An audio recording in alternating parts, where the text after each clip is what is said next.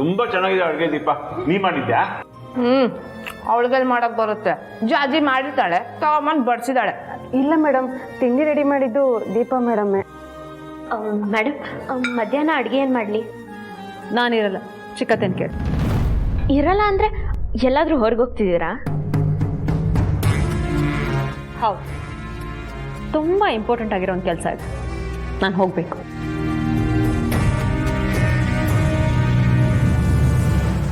ಏನ್ ಕೆಲಸ ಅಂತ ಗೊತ್ತಾಯ್ತು, ನಿನ್ನೆ ಹೇಳ್ದೆ ತಾನೆ, ಅದೇ ಅಲ್ವಾ?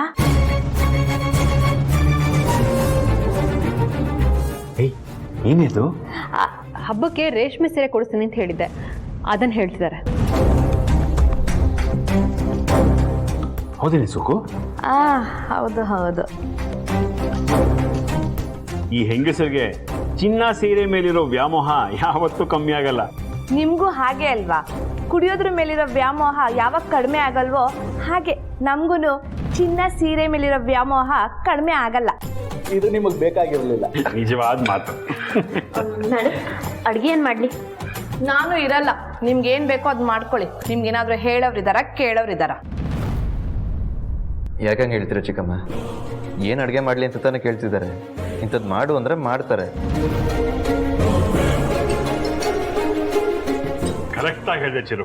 ನಾನು ಮಧ್ಯಾಹ್ನ ಇರಲ್ಲ ಅಂತ ಹೇಳಿದ್ದಪ್ಪ. ಎಲ್ಲಿಗೆ ಹೋಗ್ತಿದ್ಯಾ ಸುಕ್ಕು? ಸೌಂದರ್ಯನ ಜೊತೆ. ನನ್ನ ಜೊತೆ ಬನ್ನಿ ಅಂತ ನಾನೇನಾದ್ರು ನಿಮ್ಗೆ ಹೇಳಿದ್ನಾ? ಇಲ್ಲ, ಆದರೆ ಒಬ್ಳೇ ಹೋಗ್ತೀಯಲ್ವಾ, ಅದಕ್ಕೆ ನಿನ್ನ ಜೊತೆ ಬರೋಣ ಅಂತ ಅಂದ್ಕೊಂಡೆ. ಇಂಪಾರ್ಟೆಂಟ್ ಕೆಲಸ ಅಂದಮೇಲೆ ನಿಮ್ಮನ್ನು ಹೇಗೆ ಕರ್ಕೊಂಡು ಹೋಗಲಿ? ಅಂದರೆ ಒಬ್ಳೇ ಹೋಗ್ತೀಯಾ? ಹೌದು. ಇದು ನಿನಗೆ ಬೇಕಾಗಿರಲಿಲ್ಲ ಸುಕ್ಕು. ಅದಕ್ಕೆ ಅಂಥ ಇಂಪಾರ್ಟೆಂಟ್ ಕೆಲಸ ಏನು? ಈ ಮನೆ ಒಳ್ಳೇದಕ್ಕೋಸ್ಕರ ನನಗೇನೋ ಮಾಡಬೇಕಂತ ಅಂದ್ಕೊಂಡಿದ್ದೀನಿ, ಅದಕ್ಕೋಸ್ಕರ ಹೋಗ್ತಾ ಇದ್ದೀನಿ. ನಾನು ನಿಮ್ಮ ಜೊತೆ ಬರಲ್ಲ? Don't worry Chiru, I can handle. But ಈ ಕೆಲಸ ಒಳ್ಳೇದಾಗಲಿ ಅಂತ ನಿನ್ನ ಕಡೆಯಿಂದ ವಿಶ್ ಮಾಡಿ ಸಾಕು.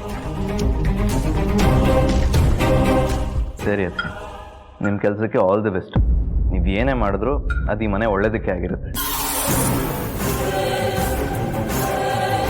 ಥ್ಯಾಂಕ್ಸ್ ಚಿರು.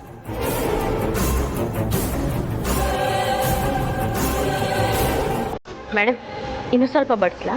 ಬೇಡ, ಹೊಟ್ಟೆ ತುಂಬ.